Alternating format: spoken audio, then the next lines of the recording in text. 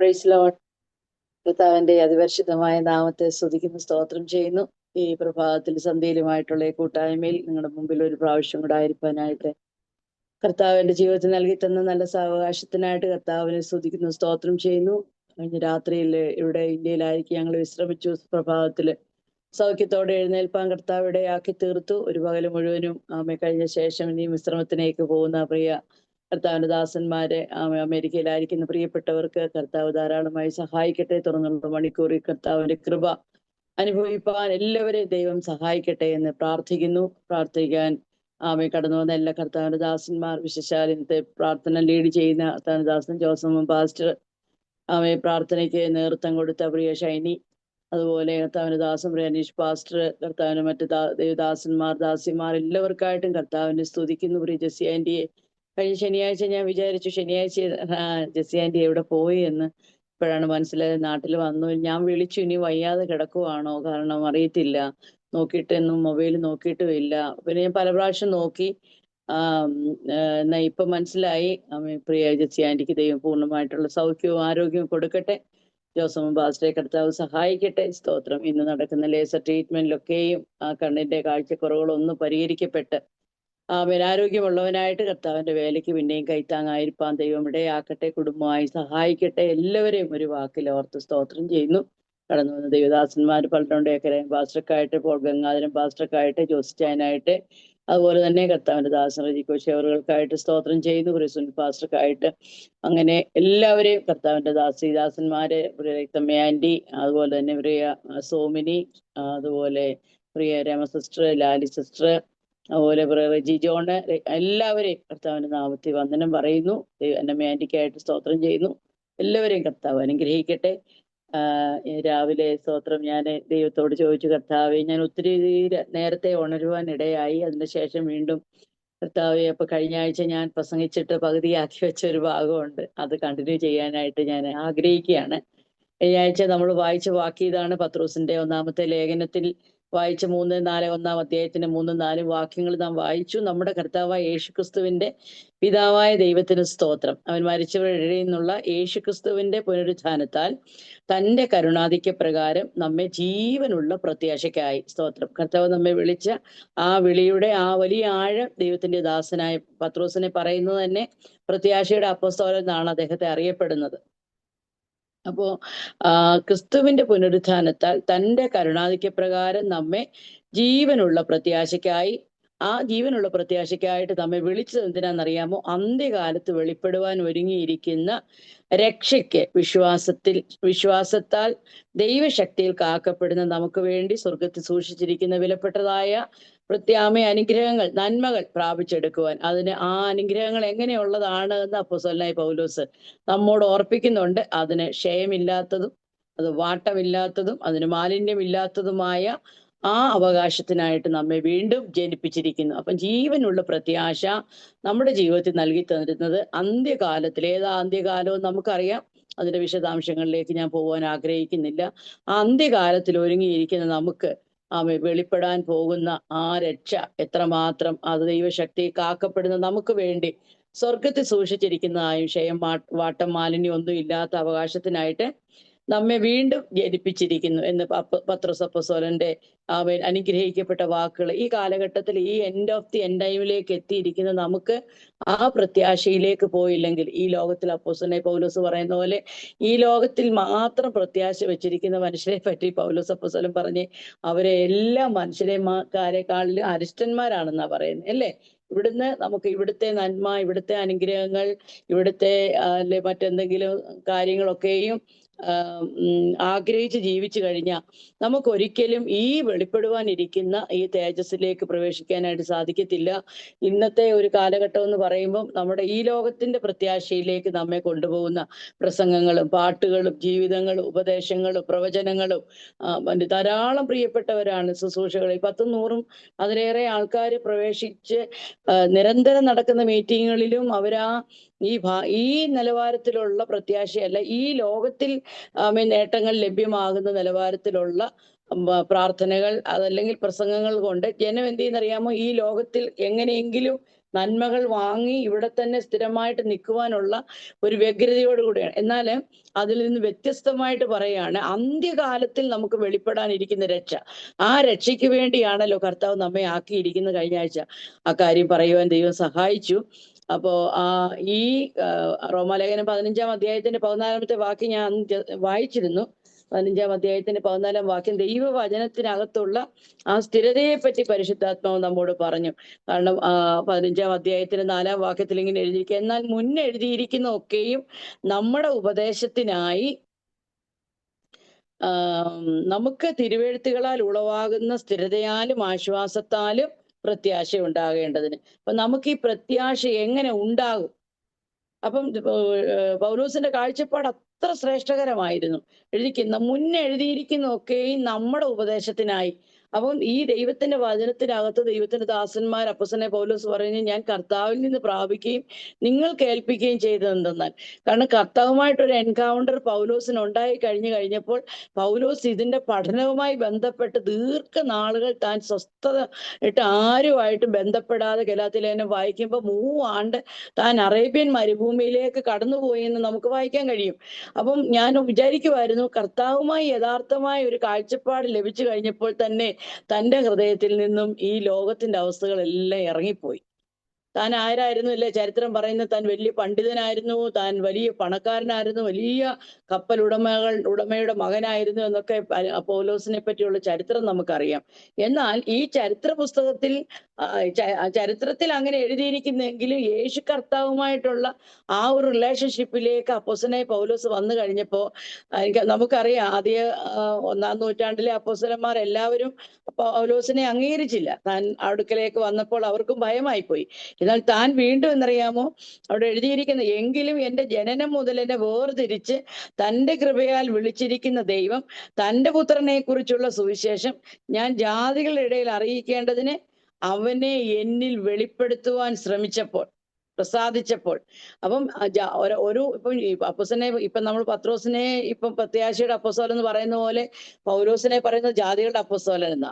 അപ്പൊ ജാതികൾക്ക് സുവിശേഷത്തിന്റെ വെളിച്ചം കൊടുക്കേണ്ടതിന് വേണ്ടി ദൈവം ഒരുവനെ എന്ത് ചെയ്യുക, ഒരുവനെ കണ്ടെത്തി ആ പ്രത്യേക നിയോഗത്തിന് വേണ്ടി കർത്താവ് അവനിൽ വെളിപ്പെടുവാൻ പ്രസാദിച്ചപ്പോൾ അവിടെ എഴുതിയിരിക്കുന്നത്, ഞാൻ മാംസരക്തങ്ങളോട് ആലോചിക്കുകയോ എനിക്ക് മുൻപേ അപ്പോസ്തലന്മാർ ആയവരുടെ അടുക്കൽ യെരൂശലേമിലേക്ക് പോവുകയോ ചെയ്യാതെ നേരെ അറേബ്യയിലേക്ക് പോവുകയും പിന്നെ ദമസ്കോസിലേക്ക് താൻ മടങ്ങി വരികയും ചെയ്തു. തന്നെ മടങ്ങി വന്ന കാര്യങ്ങളൊക്കെ നമുക്ക് അപ്പോസ്തല പ്രവൃത്തിയുടെ പുസ്തകത്തിൽ നിന്ന് നമുക്ക് വായിക്കാൻ കഴിയും.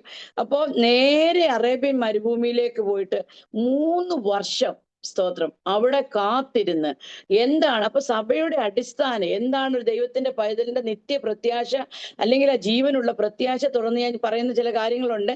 ആ നിലവാരത്തിലേക്ക് ഒരു ദൈവത്തിന്റെ പൈതലിനെ കൊണ്ടെത്തിക്കുന്നതിന് വേണ്ടി ദൈവവുമായിട്ട് നേരിട്ട് സംസാരിച്ചാണല്ലോ നമ്മുടെ ദൈവസഭയുടെ അടിസ്ഥാനപരമായ കാര്യങ്ങൾ ചെയ്യുവാൻ കർത്താവിന്റെ ദാസനെ ദൈവം ബലപ്പെടുത്തി. അപ്പോ റോമാലേഖനത്തിൽ താൻ പറയുകയാണ്, ആ തിരുവെഴുത്തുകളാൽ ഉളവാകുന്ന സ്ഥിരത, തിരുവെഴുത്തുകളാൽ ഉളവാകുന്ന ആശ്വാസം, അത് മുഖാന്തരം ഉണ്ടാകുന്ന പ്രത്യാശ, സ്തോത്രം, ആ ദൈവത്തിന്റെ വചനത്തിന്റെ സ്ഥിരതയിലും ദൈവവചനത്തിന്റെ വിശ്വാസത്തിലും നമുക്ക് ലഭ്യമാകുന്ന ആ സ്ഥിരത. സ്തോത്രം, ഈ ദിവസങ്ങളിൽ അസ്ഥിരതയും ആശ്വാസവും നൽകുന്ന ദൈവം നിങ്ങൾക്ക് യേശുക്രിസ്തുവിന് അനുരൂപമായി നമ്മിൽ ഏക ചിന്തയോടിരിപ്പാൻ. നമുക്കെല്ലാം ഉള്ള ഒരു വലിയ കുഴപ്പം ഇതാണ്, നമുക്കൊരു സ്ഥിരതയില്ല. രാവിലെ ഒരു സ്വഭാവമാണെങ്കിൽ വൈകിട്ട് വേറൊരു സ്വഭാവമാണ്, പിന്നെ വൈകിട്ട് വേറൊരു സ്വഭാവമാണെങ്കിൽ പിറ്റേ ദിവസം വേറൊരു സ്വഭാവമാണ്. കാരണം നമ്മൾ വിചാരിക്കുമോ ഞാൻ എൻ്റെ പ്രാർത്ഥനയൊക്കെ സ്ഥിരപ്പെടുത്തും, അല്ലെ എൻ്റെ വചനധ്യാനമൊക്കെ ഞാൻ കുറച്ചും കൂടെ സ്ഥിരമായിട്ട് എടുക്കും, അല്ലെ എൻ്റെ ജീവിതം ഞാൻ ഒന്നുകൂടെ സെറ്റ് ചെയ്യും, അല്ലെങ്കിൽ ഞാൻ പറയുന്ന കാര്യങ്ങൾക്കകത്ത് ദൈവത്തിന്റെ പ്രസാദം ഇല്ലെങ്കിൽ ഞാൻ ഒന്നും കൂടെ അതിനെയൊന്നും എന്നൊക്കെ ഞാനും തീരുമാനിക്കും, നമ്മൾ ഓരോരുത്തരും തീരുമാനിക്കും. പക്ഷേ ഇവിടെ വായിക്കുന്നത് നമ്മിൽ ഏക ചിന്തയോടെ ഇരിപ്പാനുള്ള ആ തീരുമാനിക്കപ്പെട്ട അല്ലെങ്കിൽ നമ്മുടെ ഹൃദയവും ദൈവവുമായി തീരുമാനിക്കപ്പെട്ട ആ വ്യവസ്ഥയിൽ തുടരുവാൻ നമുക്ക് കഴിയാതെ വേണം. അത് പിശാച് വലിയ ഇന്നലെ ശനിയാഴ്ചത്തെ മീറ്റിംഗിൽ സനൽ പറഞ്ഞതുപോലെ എങ്ങനെയെങ്കിലും നമ്മുടെ വിശ്വാസത്തെ ആട്ടി ഉലയ്ക്കാനായിട്ട്, നമ്മുടെ പ്രത്യാശയിൽ നിന്ന് കുറച്ചു കളയാൻ, നമ്മുടെ വിശ്വാസത്തിന്റെ കണ്ണുകളെ അല്ലെ അവിശ്വാസം വരുത്തി കണ്ണ് കുരുടാക്കി പല സ്ട്രാറ്റജി, പല പല സ്കീം പലത് ഒരുക്കി എന്ത് ചെയ്യും, നമ്മളെ ഈ വിശ്വാസത്തിൽ നിന്ന് പിശാച് പുറകോട്ട് കൊണ്ട്. ചില പ്രിയപ്പെട്ടവരെ ഞാൻ കണ്ടിട്ടുണ്ട്, അവരങ്ങ് സംസാരിക്കാൻ തുടങ്ങിക്കഴിഞ്ഞാൽ പിന്നെ നിർത്തത്തില്ല. അവരാ ഒരു വ്യക്തിയെ എത്രയും ചൂഷണം ചെയ്യാം. ഞാൻ ആത്മീയരുടെ കാര്യമാണ് മോളെ. എങ്ങനെ ആദ്യമേ ചോദിക്കുമ്പോൾ നല്ല സ്നേഹത്തില, പിന്നെ നമ്മുടെ അകത്തേത് മുഴുവനും ഇങ്ങനെ ചൊരണ്ടി എടുക്കത്തക്ക നിലയിൽ അവരെന്നറിയാമോ നമ്മളെ അങ്ങനെ ചോദിച്ച് പിള്ളേരെന്തിയെ, ഭർത്താവ് എന്തിയെ, എന്തോ ഉണ്ട് എന്ന് പറഞ്ഞ അങ്ങനെയുള്ള എനിക്ക് പേടിയാ. ഞാൻ അങ്ങനെയുള്ളവരെ വിട്ട് അധികം വർത്താനം പറയാൻ ഓടി രക്ഷപ്പെടും. കാരണം എന്തെന്നറിയാമോ, നമ്മുടെ ഉള്ളത്തെ എന്ത് ചെയ്യും, ഉരുക്കിക്കളയും. അങ്ങനെയുള്ളവരും ഉണ്ട്. അവരെല്ലാം ഈ പിന്നെ അവരെയൊന്നും നമുക്കൊന്നും ചെയ്യാൻ പറ്റത്തില്ല. അതുകൊണ്ട് നമുക്കൊരൊറ്റ കാര്യമേ ഉള്ളൂ, ആ നിലവാരത്തിലുള്ള ഹൃദയത്തിനകത്ത് ആ ചിന്ത ഏക ചിന്തയോടെ ഇരിപ്പാൻ ഈ ദൈവവചനത്തിന്റെ കേൾവി നമ്മുടെ ഹൃദയത്തിനകത്ത് കർത്താവ് സ്ഥിരപ്പെടുത്തട്ടെ എന്ന് ഞാൻ പ്രാർത്ഥിക്കുന്നു. എബ്രായ ലേഖനം 4-ാം അധ്യായത്തിന്റെ 12-ാം വാക്യം നമുക്കറിയാം. ഈ ദൈവത്തിന്റെ വചനം, ഈ പ്രത്യാശ നൽകുന്ന ദൈവത്തിന്റെ വചനം ഒരു വ്യക്തിയെ എങ്ങനെ ട്രീറ്റ് ചെയ്യും എന്നുള്ളതിനെ പറ്റി നമുക്ക് എല്ലാവർക്കും വളരെ കാണാതെ അറിയാവുന്ന വാക്യമാണ്. ആ ദൈവത്തിന്റെ വചനം അത് ജീവനാണ്, അത് ചൈതന്യമുള്ളതാണ്. സ്തോത്രം. അപ്പൊ ജീവനും ചൈതന്യം ഉള്ളതാണെന്ന് പറയുമ്പോൾ നമുക്ക് ഭയങ്കര സന്തോഷമാണ്. അപ്പൊ അതിന് ശേഷം പറഞ്ഞിരിക്കുന്ന കാര്യങ്ങൾ എന്താണ് എന്നുള്ളതിനെ പറയുമ്പോൾ അത് ഇരുവായ്ത്തലയുള്ള ഏത് വാളിനേക്കാൾ എന്ത് ചെയ്യുക. അപ്പൊ ഒരു ദൈവദാസൻ അതിനെ ഉദാഹരണം പറഞ്ഞത്, ഈ മൃഗങ്ങളുടെയൊക്കെ മാംസം തൂക്കിയിട്ടേക്കുന്ന കടയിൽ ചെല്ലാമെങ്കിൽ അവര് ഈ രണ്ട് സൈഡും വാത്തലയുള്ള ഈ കത്തി എന്നറിയാമോ അങ്ങോട്ട് കുത്തിക്കയറ്റും. അപ്പൊ എന്താ, കുത്തി അങ്ങ് ഇറക്കും, ആഴത്തിൽ എന്ത് ചെയ്യും, ഇറക്കി എന്തിനാ അത് വലിച്ചെടുക്കുന്നത്. അപ്പൊ പുള്ളി പറയുന്നത്, അദ്ദേഹത്തിന്റെ ഭാഷയാണേ, അദ്ദേഹം പറഞ്ഞത് എന്താ ചോദിച്ചാൽ നമ്മളെ കൊല്ലണം, നമ്മൾ ചാകുവല്ല, നമ്മളെ കൊല്ലണം. സ്തോത്രം. എന്ന് വെച്ചാൽ ഒരു യാഗമൃഗത്തിന് പോലും ചാകാൻ ഇഷ്ടമില്ല, മരിക്കാൻ ഇഷ്ടമുണ്ടോ? നമ്മളിപ്പോ പഴയ നിയമത്തിൽ യാഗങ്ങൾ, മൃഗങ്ങളെ, പിന്നെ പശുവിനെയും കാളയും ഒക്കെ കൊണ്ടുപോകുന്ന സമയത്ത് അതുങ്ങൾക്കൊന്നും ചാകാൻ ആഗ്രഹമില്ല. അപ്പം ഈ യാഗാർത്ഥി എന്ത് ചെയ്യുന്നറിയാമോ, ഈ മൃഗത്തെ പിടിച്ചിട്ട് അതിന്റെ കഴുത്തിനെ യാഗപീഠത്തിന്റെ കൊമ്പിനോളം പൊക്കിക്കെട്ടും. എന്തിനാന്നറിയാമോ, ഈ പുരോഹിതൻ ഇതിനെ അറക്കുന്ന സമയത്ത് ഇത് വെപ്രാളം പിടിച്ച് ഓടിപ്പോകാതിരിക്കും. കാരണം ഇതിന്റെ ചോര എടുത്തു വേണം പീഠത്തിലോട്ട് കൊണ്ടുപോകണമെന്നുണ്ടെങ്കിൽ. അപ്പൊ ഈ മൃഗത്തിന് ചാകണമെന്ന് ഒരിക്കലും താല്പര്യമില്ല. അപ്പം അദ്ദേഹത്തിന്റെ ഭാഷയാണ്, ഞാൻ കടമെടുത്ത് പറയുക. അദ്ദേഹം പറയാ, ഇന്ന് കൊല്ലണം. എന്തുവാ, നമ്മുടെ ചിന്തകളെയും പ്രാണനെ ആത്മാവിനെയും എല്ലാത്തിനും സന്ധി മജ്ജകളെയും കൊല്ലണം. അപ്പം കൊന്നു കഴിഞ്ഞെങ്കിൽ മാത്രമേ, ഇപ്പൊ ചാകുവല്ല, ഒരിക്കലും കൊല്ലണം. സ്വത്രം. നമ്മളും വചനം കേട്ട് എത്ര പേര് നമ്മളെ കൊന്നിട്ടുണ്ട്. നമ്മൾ അതിന് തയ്യാറല്ല. നമ്മുടെ സൗകര്യാർത്ഥമാണ് നമ്മൾ പലപ്പോഴും ഈ വചനത്തെ ഉപയോഗിക്കുന്നത്. അത് കേട്ടപ്പോ ഞാനും വിചാരിച്ചു, അയ്യോ ഞാനും ചത്തിട്ടില്ലല്ലോ കർത്താവേ, പലതിലും ഞാൻ ഇതിനെയും ചാകാനുണ്ടല്ലോ. ചാകുവല്ല, ചത്തെന്ന് പറഞ്ഞാൽ സൂയിസൈഡ് ചെയ്യുവാന്ന്. ചാകുവല്ല, നമ്മളെ കൊല്ലണം. ഇപ്പൊ രക്തമേന്റെ ഈ വചനം എന്ത് ചെയ്യണം, കൊല്ലണം. കൊന്നെങ്കിൽ മാത്രമേ, അപ്പൊ കർത്താവിന്റെ ദാസർ റജി കോശിയെ ഈ വചനം കൊല്ലണം. ആ കൊന്നെങ്കിൽ മാത്രമേ നമുക്ക് എന്ത് ചെയ്യാൻ പറ്റത്തുള്ളൂ, ഈ വചനവുമായി നമുക്ക് ഏകീഭവിക്കാനായിട്ട് സാധിക്കത്തുള്ളൂ. നമ്മുടെ പ്രാണനെ, ആത്മാവിനെ, സന്ധി മജ്ജകളെ വിടുവിക്കുന്നവരെ. അപ്പൊ അത് സെപ്പറേറ്റ് ചെയ്യുക എന്നല്ലേ അതിന്റെ അർത്ഥം. എനിക്ക് ഭയങ്കര സന്തോഷകരമായി തോന്നി ആ വചനത്തിന്റെ കേൾവി. അപ്പൊ ഈ ദിവസങ്ങളില് ഈ ജീവനുള്ള പ്രത്യാശയിലേക്ക് എത്തിയിരിക്കുന്ന നമുക്ക് ഉണ്ടാകേണ്ടതായിട്ടുള്ളൊരു അനുഭവമാണ് അത്. സ്തോത്രം. ഇനിയും അടുത്ത ഒരു വാക്കിലേക്ക് ഞാൻ പോകാൻ ആഗ്രഹിക്കുന്നത്, എബ്രായർക്കെഴുതിയ ലേഖനം 7-ാം അധ്യായത്തിന് അതിന്റെ 19-ാമത്തെ വാക്യത്തിൽ നമ്മൾ വായിക്കുന്ന വാക്യം ഇങ്ങനെയാണ്: ന്യായപ്രമാണത്താൽ ഒന്നും പൂർത്തി പ്രാപിച്ചിട്ടില്ലല്ലോ, നാം ദൈവത്തോടടുക്കുന്നതിനുള്ള ഏറെ നല്ല പ്രത്യാശ. അപ്പൊ എന്തിനാ നമുക്ക് ഏറെ നല്ല പ്രത്യാശ നൽകിയിരിക്കുന്നത്? ദൈവത്തോട് അടുക്കുന്നതിന് വേണ്ടി.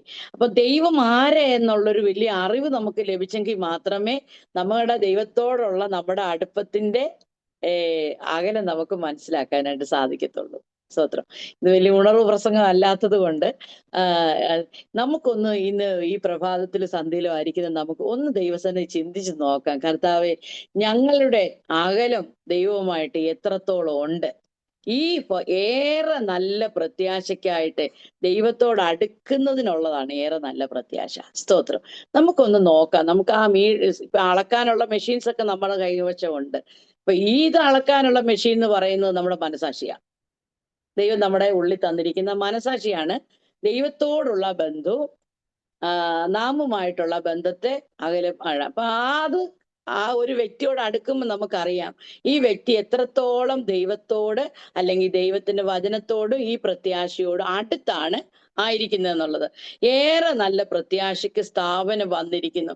അപ്പൊ ഏറെ അല്ല അടുക്കുന്നവർക്ക് വേണ്ടി കർത്താവ് കൊടുക്കാൻ പോകുന്ന അനുഗ്രഹങ്ങൾ എന്താന്ന് ചോദിച്ചാൽ അതുകൊണ്ട് താൻ മുഖാന്തരമായി ദൈവത്തോട് അടുക്കുന്നവർക്ക് വേണ്ടി. സ്തോത്രം.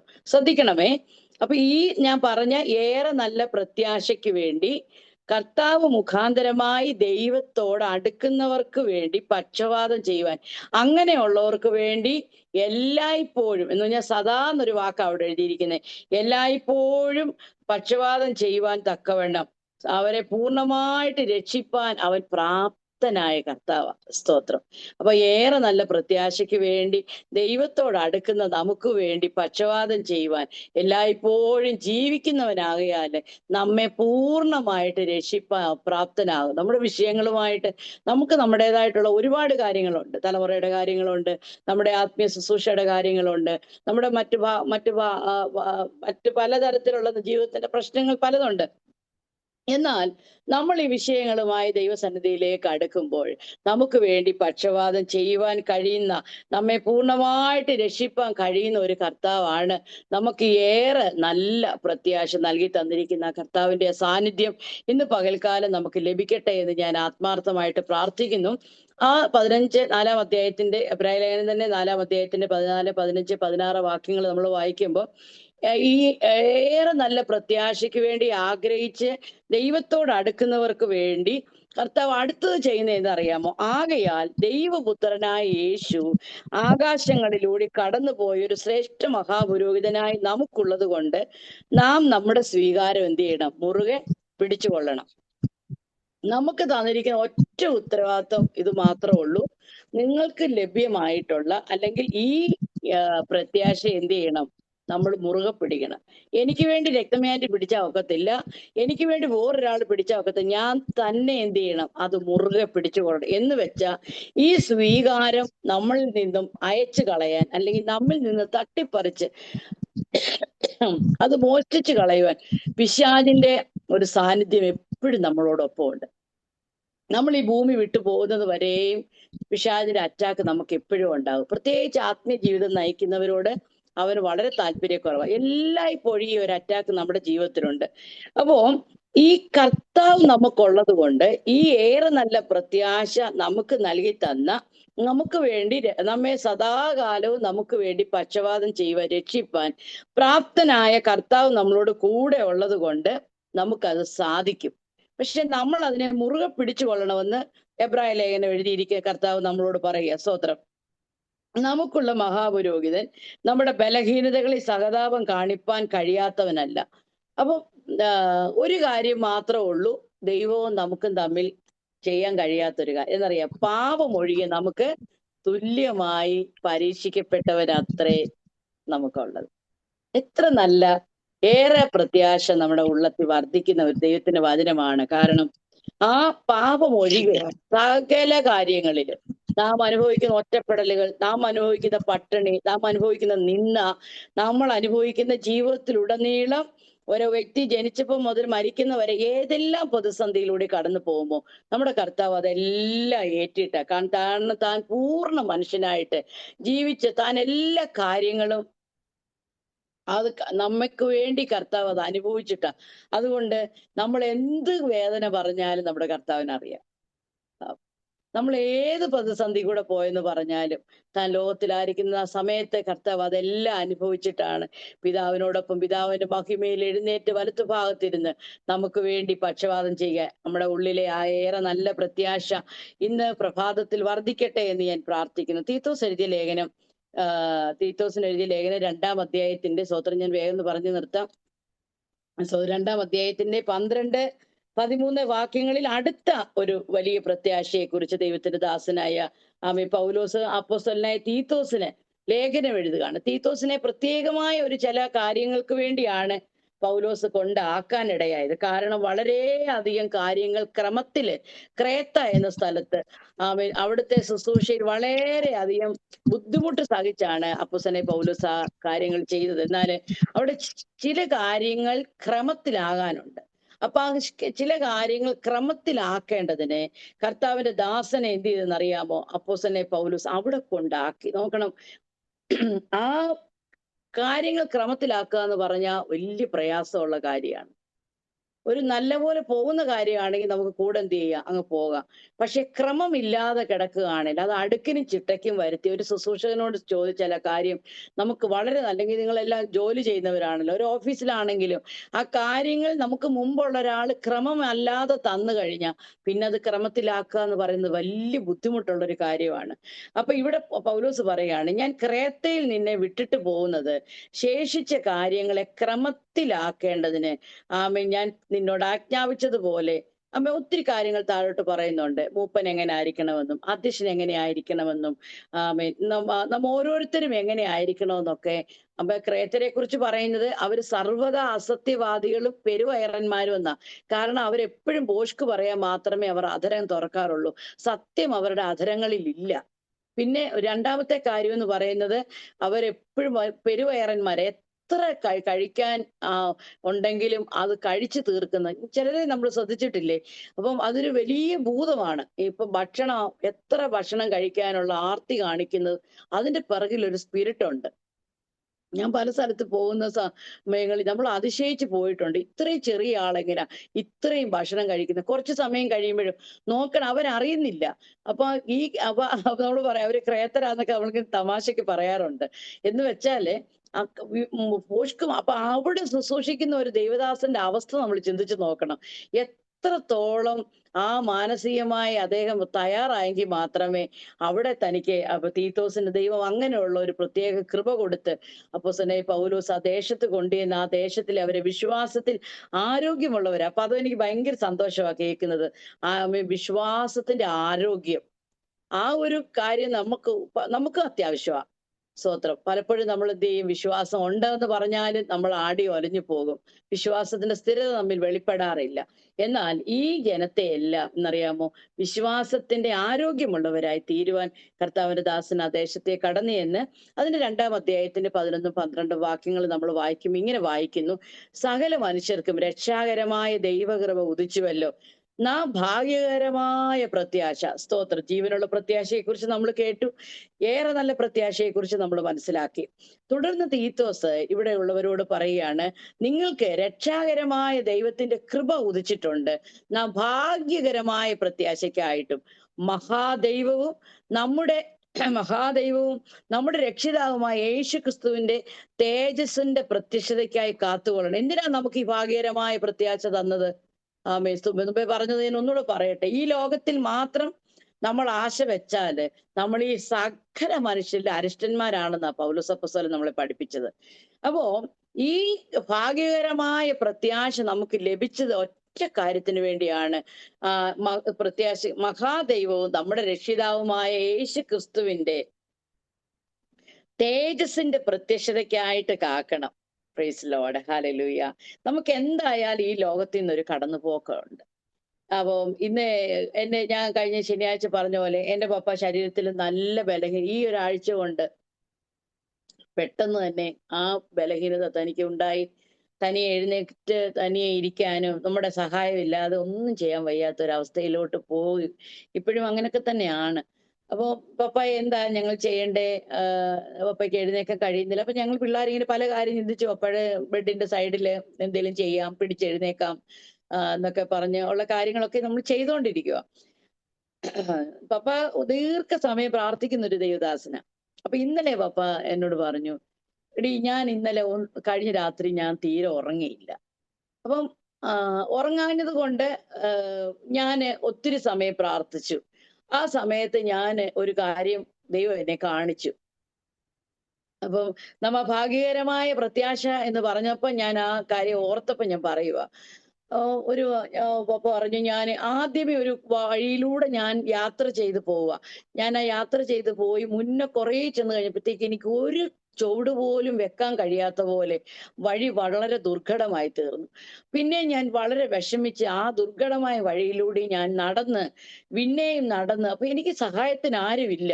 അപ്പൊ ഞാൻ അപ്പൊ ഉള്ളി പറയുന്നുണ്ട്, "അയ്യോ, ഞാൻ എങ്ങനെ ഈ അവസ്ഥ ഞാൻ എങ്ങനെ കടക്കും?" അങ്ങനെ വീണ്ടും താന് മുന്നോട്ട് പോയി കഴിഞ്ഞപ്പോൾ കണ്ടതെന്ന് പറയുന്നത് ആഴമുള്ള ഒരു ചെളിക്കുഴിയാ കാണുന്നത്. പക്ഷേ ഇത് കടക്കാതെ എനിക്ക് അപ്പുറത്ത് പോകാൻ പറ്റത്തില്ല. അപ്പൊ പറഞ്ഞു, ഞാൻ 2 കൽപ്പിച്ച് ഞാൻ ആ കുഴിയിലേക്ക് ഇറങ്ങി. അതുപോലെ എന്റെ കഴുത്തിന്റെ ഇവിടം വരെ ചേറാ. എനിക്ക് മുന്നോട്ട് ചുവട് വെക്കാൻ കഴിയത്തില്ല. ഞാൻ ഒരു കണക്കിന് എന്നോട് പപ്പ പറയാ, ഞാൻ വളരെ വിഷമിച്ച്, സ്തോത്രം, വളരെയധികം അധ്വാനിച്ചാണ് ഞാൻ ഈ ചെളിക്കുഴി കടന്ന് ഞാൻ അക്കരെ എത്താനിടയായി. അപ്പൊ പപ്പ പറഞ്ഞു, "എന്റെ കുഞ്ഞെ, അങ്ങോട്ട് കേറി ഈ കുഴീന്ന് ഞാൻ വളരെ വിഷമിച്ച് വളരെ ബുദ്ധിമുട്ടി ഞാൻ കയറിയപ്പോൾ ഭയങ്കര ലൈറ്റ് എല്ലാം അറേഞ്ച്ഡ് ആയിട്ടുള്ള ഒരു വലിയ റെസ്റ്റോറന്റാ. വളരെ അധികം ഭംഗിയായി അലങ്കരിച്ചിരിക്കുന്ന ഒരു റെസ്റ്റോറന്റാ ഞാൻ കാണുന്നത്. ഞാൻ അതിനകത്തേക്ക് ചെന്ന് കയറുന്നതായിട്ട് ഞാൻ കണ്ടു.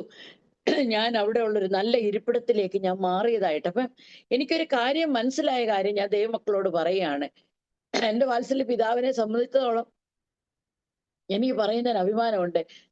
ഒരു കള്ളം പോലും പറയാൻ താൻ ഇഷ്ടപ്പെടാറില്ല. ഞങ്ങളൊന്നും അത്രയും വിശ്വസ്തരൊന്നും അല്ല. പക്ഷേ വളരെ വ്യത്യസ്തനായ ഒരു മനുഷ്യനാണ്.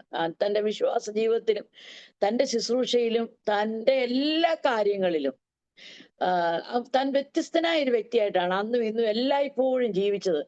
അപ്പം എന്നിട്ട് പോലും ഈ അവസ്ഥയിലൂടെ കടന്നു പോകണേ ഞാൻ വിചാരിച്ചു, കർത്താവേ, ഈ ലോകത്തിന് എന്തൊക്കെ മാലിന്യങ്ങൾ എന്റെ ജീവിതത്തിലുണ്ട്. ഇവിടുന്ന് ഒരു കടന്നുപോക്കെന്ന് പറയുന്നത് നമ്മൾ വിചാരിക്കുന്ന പോലെ അത്ര ഈസിയായ ഒരു കാര്യമൊന്നുമല്ല.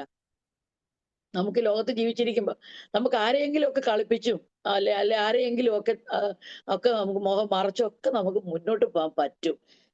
ഇനി സംസാരിക്കാൻ കഴിവുള്ളവരാണേലും ഇനി എത്ര നല്ല കാര്യമാണേലും കള്ളത്തെ സത്യമായിട്ട് എന്ത് ചെയ്യും, അവര് സംസാരിച്ചാക്കി കളയും. നമുക്കൊന്നും മിണ്ടാൻ പറ്റത്തില്ല.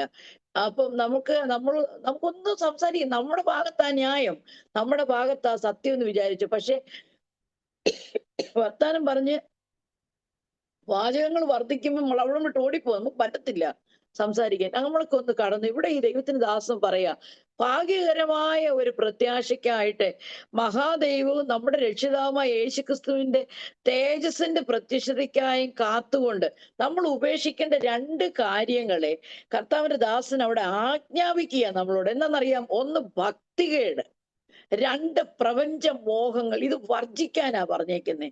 ഇനി നമ്മുടെ മനസാക്ഷിയോട് നമ്മൾ ചോദിക്കണം, നമ്മളെ മുമ്പേ ഞാൻ പറഞ്ഞ പോലെ ഏറെ നല്ല പ്രത്യാശയ്ക്കായിട്ട് വിളിച്ച നമ്മളെ ദൈവത്തോട് അടുക്കുന്നവർക്ക് വേണ്ടി, അപ്പം ദൈവം ഇവിടെ നിൽക്കുകയാണെ നമ്മൾ എത്രത്തോളം അടുത്ത് നിൽക്കുന്നേന്നുള്ളത് നമ്മുടെ അകത്ത് പകർന്നിരിക്കുന്ന പരിശുദ്ധാത്മാവ് നമ്മളെ അളക്കാൻ അനുവദിക്കും. ചേർന്നാണോ ഇരിക്കുന്നത്? ഗ്യാപ്പ് ഉണ്ടോ? എത്ര ദൂരം ഗ്യാപ്പ് ഉണ്ട് എന്നുള്ളത് കർത്താവ് നമ്മളോട് സംസാരിക്കാനായിട്ട് നമ്മൾ ആ ഒരു അവസരം ഇട്ടുകൊടുക്കാം. പലതിന്റെ പിന്നാലെ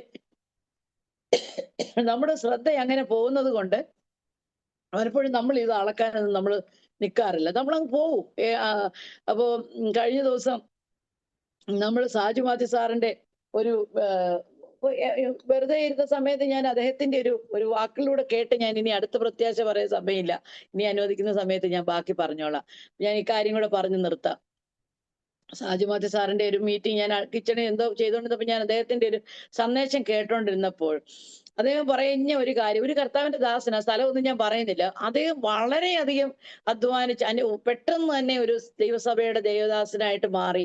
തുടക്കത്തിൽ അവിടെ ഒരു 200 പേരെ ഉണ്ടായിരുന്നുള്ളൂ. പിന്നെ കഠിനാധ്വാനി ആയതുകൊണ്ട് ഓടി നടന്ന് അദ്ദേഹം നിമിഷ നേരം കൊണ്ട് സഭ ഭയങ്കരമായിട്ട് വർദ്ധിച്ചു. 4000-ഓളം ആൾക്കാരായി. 4000 ആൾക്കാരായപ്പോ സഭ പല സെഷനുകളായി, സൺഡേ സ്കൂളായി, യൂത്ത് മീറ്റിംഗ് ആയി, അതുപോലെ പല കാര്യങ്ങളായി, പാട്ട് പരിശീലനമായി, പിന്നെ അങ്ങനെ പല സെഷനുകളായിട്ട് തിരിച്ച് സഭ വളരെ പുറമേ നോക്കിയാൽ അതിഗംഭീരമായി ആർക്കും പറയാൻ പറ്റും. അപ്പം ഒരു ദിവസം അദ്ദേഹത്തോട് ദൈവം ചോദിച്ചു, എനിക്ക് ഒരിച്ചിരി സമയം ഒന്ന് തരാമോന്ന്. അപ്പം ദൈവം ചോദിച്ചു, നീ എന്തിനാ ഈ ഇദ്ദേഹം ചോദിച്ചു, അയ്യോ ദൈവം എന്തിനാ എന്നോട് അങ്ങനെ ചോദിക്കുന്നേ?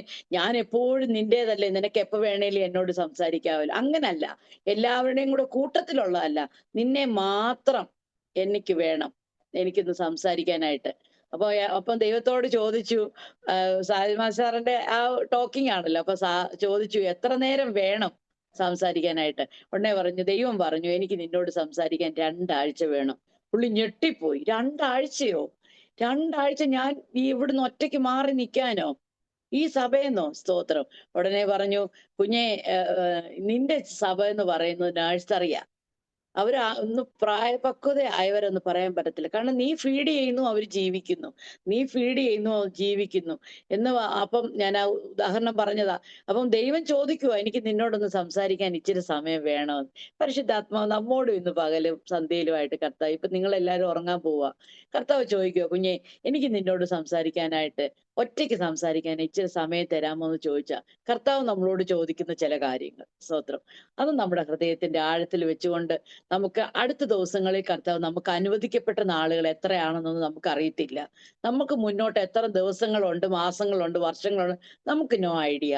അപ്പൊ നമുക്ക് ഒന്ന് ചിന്തിക്കാം, കർത്താവെ, എന്റെ ദൂരം, സ്തോത്രം, ഈ ഭാഗ്യകരമായ പ്രത്യാശയ്ക്കായിട്ട് എന്നെ വിളിച്ച ആ അവസ്ഥയിലേക്ക് എത്തപ്പെടുവാനായിട്ട് ഞാൻ എന്തൊക്കെ വർജിക്കണം, എന്റെ നിലവാരം എങ്ങനെയുണ്ട് എന്നുള്ളത് നമുക്ക് സ്വയമായിട്ടൊന്ന് പരിശോധിപ്പാനായിട്ട് ഈ പ്രഭാതത്തിൽ സന്ധ്യയിലുമായി കർത്താവ് നമ്മെ എല്ലാവരും സഹായിക്കട്ടെ എന്ന് ഞാൻ ഒത്തിരി ആത്മാർത്ഥമായിട്ട് പ്രാർത്ഥിച്ചും കൊണ്ട് ഈ വചനത്തിന്റെ ഉള്ളിൽ എന്നെയും കർത്താവ് എനിക്ക് നൽകി തന്ന ശുശ്രൂഷകളെ സമർപ്പിച്ച് ഒരു വാക്ക് പ്രാർത്ഥിക്കുന്നു. കർത്താവെ, ഞങ്ങൾ കേട്ട ദൈവത്തിന്റെ ശബ്ദത്തിന് മുൻപാകെ ഞങ്ങൾക്ക് തുറന്നുള്ള നിമിഷങ്ങൾ ജീവിക്കണം. ഞങ്ങൾ എന്തു പറഞ്ഞോ അതിന് തക്കവണ്ണം ദുഷ്ടൻ ഞങ്ങളോട് പോരാടും. ഞങ്ങൾ എന്ത് ആഗ്രഹിക്കുന്നു അതിനെതിരായി പിശാച് ഞങ്ങളോട് ഇടപെടും. അപ്പോൾ തോറ്റു പോകാതെ ഇരിക്കുന്ന ഒരു ക്രിസ്തീയ ജീവിതത്തിന് ഉടമയായി ജീവിപ്പാൻ ഞങ്ങൾക്ക് എല്ലാവർക്കും പ്രത്യേകമായിട്ട് കർത്താവെ അങ്ങ് കൃപ തരണമേ എന്ന് ഞങ്ങൾ അങ്ങയോട് പ്രാർത്ഥിക്കുന്നു. പിതാവേ, അങ്ങ് ഞങ്ങളുടെ പ്രാർത്ഥനകൾ കേട്ടതുകൊണ്ട് സ്തോത്രം. ഞങ്ങളുടെ അപേക്ഷകളെ കൈക്കൊണ്ട് ഞങ്ങളെ ജയത്തോടെ കർത്താവെ ജയകരമായി നയിക്കുവാൻ ഞങ്ങളെ സഹായിക്കുന്നതുകൊണ്ട് സ്തോത്രം. കരങ്ങളിലേക്ക് ഏൽപ്പിക്കുന്നു. പ്രാർത്ഥന കേട്ടതിനായിട്ട് നന്ദി. യേശു ക്രിസ്തുവിൻ നാമത്തിൽ തന്നെ ആമേൻ. സ്തോത്രം. Praise the Lord.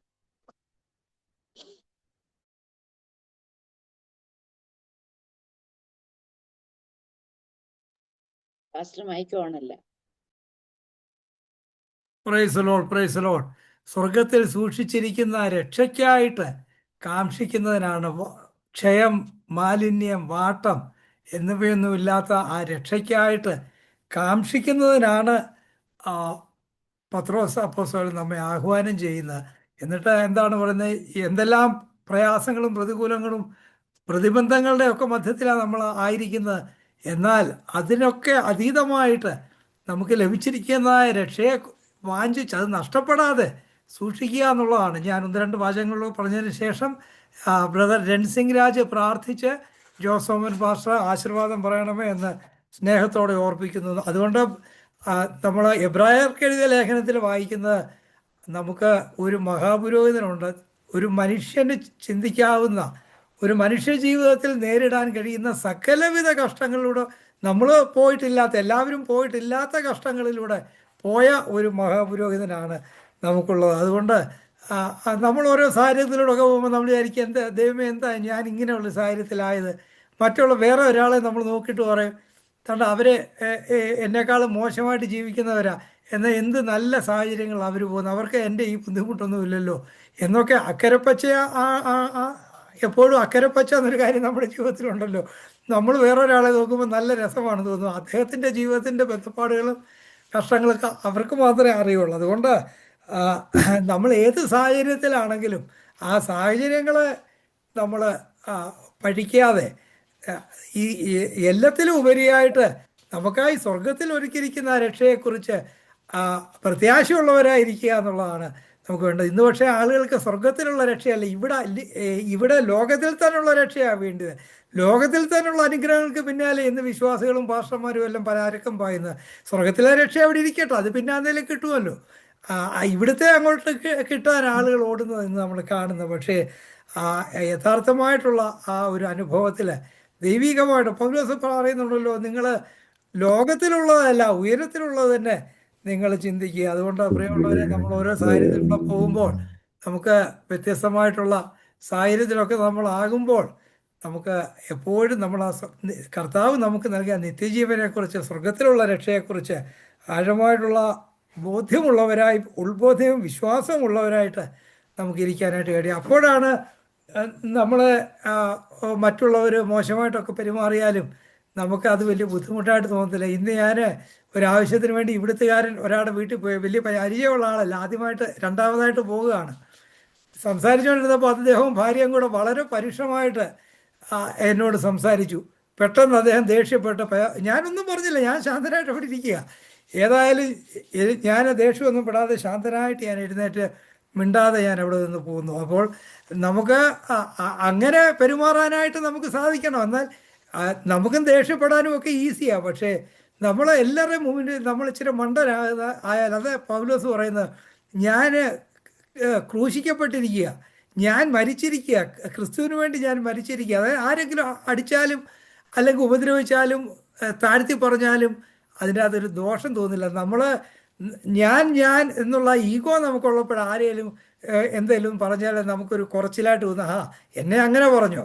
എന്നാൽ നമ്മൾ മരിച്ച ക്രിസ്തുവാണ് നമ്മൾ ജീവിക്കുന്നതെങ്കിൽ നമുക്ക് അങ്ങനെ തോന്നേണ്ട കാര്യമില്ല. അതാണ് പൗലോസ് പറയുന്നത്. പക്ഷേ ആ അനുഭവത്തിലേക്കൊക്കെ വരാനായിട്ട് നമുക്ക് അത്ര ഈസി അല്ല. അതുകൊണ്ട് ആ ഒരു ചിന്തയിൽ നമുക്ക് ക്രിസ്തു എന്നെ ജീവിക്കുന്നു, ഞാൻ മരിച്ചിരിക്കുന്നു, ഞാൻ ക്രൂശിക്കപ്പെട്ടിരിക്കുന്നു, ഇതൊക്കെ പറയാനും പ്രസംഗിക്കാനും ഒക്കെ വളരെ എളുപ്പമാണ്. നമുക്കിതെല്ലാം കാണാപ്പാടും അറിയാം. പക്ഷേ അത് ജീവിതത്തിൽ കൊണ്ടുവരാനാണ് പ്രയാസം. കർത്താവിൻ്റെ അപ്പോസ്തലൻ പറഞ്ഞതുപോലെ ഭക്തികേടും പ്രപഞ്ചമോഹങ്ങളും ഒക്കെ നമ്മൾ ഒഴിവാക്കണം. പക്ഷേ പ്രപഞ്ചമോഹമൊക്കെ ഒഴിവാക്കാൻ നമുക്കത്ര ഈസി ആയിട്ടുള്ളൊരു കാര്യമല്ല. നമ്മൾ എന്തൊക്കെ പറഞ്ഞാലും ഇതെല്ലാം നമുക്ക് വേണമെന്നും ഉണ്ട്. എന്നാൽ നമുക്ക് ഇതൊക്കെ മാറ്റി വെച്ച് ആ ദൈവികമായിട്ടുള്ള ചിന്തയിൽ ഉയരത്തിലുള്ള കാര്യങ്ങൾ ചിന്തിക്കാനും ആത്മീകമായിട്ട് വളരാനും, പൗലോസ് പറയുന്ന പോലെ നിങ്ങളുടെ അകത്തെ മനുഷ്യൻ വളരും, അപ്പോൾ നിങ്ങളുടെ പുറത്തെ മനുഷ്യൻ കുറഞ്ഞു പോകും. എന്നാൽ നമ്മൾ പുറത്തെ മനുഷ്യനെ ഇങ്ങനെ ഊട്ടി ഉറപ്പിച്ച് ശക്തമാക്കിക്കൊണ്ടിരിക്കുക, അതിനനുസരിച്ച് അകത്തെ മനുഷ്യൻ ക്ഷയിച്ചുകൊണ്ടിരിക്കുക. അതുകൊണ്ട് നമുക്ക് നമ്മുടെ ആത്മീക മനുഷ്യനെ, നമ്മുടെ ആത്മീകമായിട്ടുള്ള തലത്തെ ഈ ദിവസങ്ങളിൽ ഊട്ടി ഉറപ്പിക്കുന്നതിനും അത് ശക്തമാക്കുന്നതിനും വേണ്ടി നമ്മെ തന്നെ സമർപ്പിക്കാം. കർത്താവിൻ്റെ ദാസി വളരെ ശക്തമായിട്ട് തിരുവനന്തപുരത്തിൽ സംസാരിച്ചല്ലോ, പിതാവിനെക്കുറിച്ചൊക്കെ പറഞ്ഞല്ലോ, സ്വപ്നമൊക്കെ കണ്ടത് പറഞ്ഞല്ലോ. പ്രിയമുള്ളവർ, എൻ്റെ പിതാവ് 94 വയസ്സായിട്ടാണ് മരിച്ചത്. പക്ഷേ അവസാനത്തെ 3-4 വർഷം വളരെ ക്ഷീണിതനായിട്ട് എഴുന്നേക്കാൻ വയ്യാതെ കട്ടിലൊക്കെ കിടക്കുകയായിരുന്നു. അങ്ങനെ കിടന്നിട്ട് എന്താ കാര്യം? നമ്മളെല്ലാവരും എൻ്റെ ഒരു പ്രാർത്ഥന ഇതാണ്. ആരോ ഇങ്ങനെ പറയുന്നത് കേട്ടു,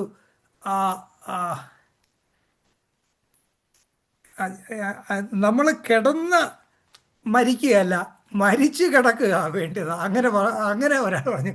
നമ്മളിങ്ങനെ കിടന്ന് മാസങ്ങളോളം വർഷങ്ങളോളം കിടന്ന് മരിക്കുകയല്ല, നമ്മൾ മരിച്ച് അങ്ങനെ കിടക്കണം. അതുകൊണ്ട് ഇതെല്ലാം നമ്മുടെ കയ്യിലുള്ള കാര്യങ്ങളല്ല. നമുക്ക് കർത്താവിൻ്റെ കൽപ്പനകൾ പാലിച്ച് ദൈവം നമ്മളെ ഏൽപ്പിച്ചിരിക്കുന്നതായിട്ടുള്ള ദൈവഹിതം എന്താണെന്ന് ഈ ദിവസങ്ങളിൽ തിരിച്ചറിഞ്ഞ് അത് ചെയ്യാനായിട്ട് നമുക്ക് സാധിക്കണം. ഇന്ന് ഞാൻ പോകുന്ന ഈ ചർച്ചിൽ പ്രസംഗിച്ച കർത്താവിൻ്റെ ദാസൻ പറയായിരുന്നു, അദ്ദേഹം കഞ്ഞിക്കുഴിയിലെ ചർച്ച് ഓഫ് ഗോഡിൻ്റെ ഒരു പ്രവർത്തകർ ആയിട്ടിരിക്കുമ്പോൾ, പാസ്റ്ററായിട്ടിരിക്കുമ്പോൾ ഒരു ദിവസം രാത്രിയിൽ പെട്ടെന്ന് അദ്ദേഹം ഒരു സ്വപ്നം കണ്ടു. കർത്താവ് അദ്ദേഹത്തെ കാണിച്ചു ഒരു ചർച്ച് ബിൽഡിങ് പണിയുന്നതായിട്ട്. ആ ചർച്ച് ബിൽഡിങ്ങിൻ്റെ പ്ലാനും എല്ലാം വളരെ വിശദമായിട്ട് അദ്ദേഹം കണ്ടു. പിറ്റേ ദിവസം ചർച്ചിൽ വന്നപ്പോൾ അദ്ദേഹം ചർച്ചിലെ അംഗങ്ങളോട് പറഞ്ഞു, ആ ചർച്ചിൽ അദ്ദേഹം പറഞ്ഞു, ഇങ്ങനെ ഞാനൊരു ദർശനം കണ്ടു, സ്വപ്നം കണ്ടു, ദൈവം എന്നോട് ഇതിങ്ങനെ പറയുന്നു. എല്ലാവരും അതിനെ ഏസ് വെച്ചിട്ട് പുള്ളി പറയുമായിരുന്നു, അത്രയും പൈസ എവിടെ നിന്നുണ്ടാകുന്ന? കഞ്ഞിക്കുഴിയിലാണ്. കഞ്ഞിക്കുഴി എന്ന് പറഞ്ഞാൽ വളരെ വില ഏറിയൊരു സ്ഥലമാണ്, നമുക്കറിയാം. അദ്ദേഹം പറഞ്ഞു 6 മാസത്തിനുള്ളിൽ, ഒരു പൈസയും കയ്യിലില്ലായിരുന്നു, 6 മാസത്തിനുള്ളിൽ ആ വലിയ ചർച്ച് അവിടെ അവർ പണിഞ്ഞു എന്ന് അദ്ദേഹം പറയുന്നുണ്ട്. അതുകൊണ്ട് കർത്താവിൽ നിന്ന് കേൾക്കുന്നതിനും, അതുകൊണ്ട് സാമ്പത്തികമായ കാര്യങ്ങളോ ഭൗതികമായ കാര്യങ്ങളോ മാത്രമല്ല, കർത്താവ് നമ്മളോട് പറയുന്ന കാര്യങ്ങൾ അത് ദൈവഹിതം നമ്മൾ മനസ്സിലാക്കുന്നതിനും അത് ചെയ്യുന്നതിനുമൊക്കെ ആയിട്ട് നമ്മെ തന്നെ സമർപ്പിക്കാം. കർത്താവ് നമ്മെ എല്ലാവരും അനുഗ്രഹിക്കട്ടെ. കർത്താവിൻ്റെ ദാസി കഴിഞ്ഞ 4-5 വർഷങ്ങളായിട്ട് തിരുവനന്തപുരത്തിൽ നിന്ന് നമ്മോട് സംസാരിക്കുന്നല്ലോ. ഈ ദിവസങ്ങളിൽ പുതിയ ശക്തിയോടുകൂടെ, പുതിയ അഭിഷേകത്തോടുകൂടെ അനേകർക്ക് അനുഗ്രഹമാകുന്നതിന്, അനേകരെ കർത്താവിലേക്ക് നയിക്കുന്നതിനിടയാകട്ടെ എന്ന് പ്രാർത്ഥിക്കുന്നു. ഷിക്കാഗോ പേരിലുള്ള പ്രത്യേക നന്ദിയൊന്നും പറയേണ്ട ആവശ്യമില്ല. നമ്മുടെ ഇതിൻ്റെ തന്നെ ഒരു പ്രവർത്തകയാണ്.